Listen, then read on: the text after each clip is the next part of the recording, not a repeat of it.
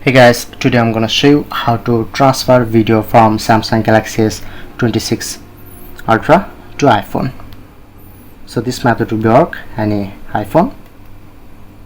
Simply you just open your gallery and provide full guide. Please don't skip my video.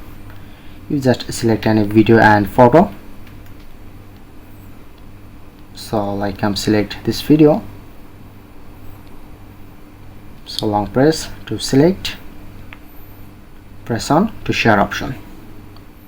Okay, and you get quick share. Press on and click on to QR code or link, and I'm get QR code and showing it to link. I'm using just QR code. You just open your iPhone camera and just scan this QR code. Okay, so you just scan this QR code and press on, then automatically connect this and showing it to this video, this phone to this phone.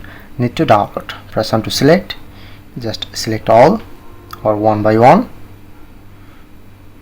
Select all, press on to download. Download as individual file or download as zip file. I'm select download as individual file.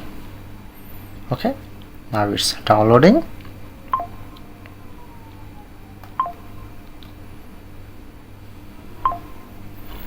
Okay, just open this.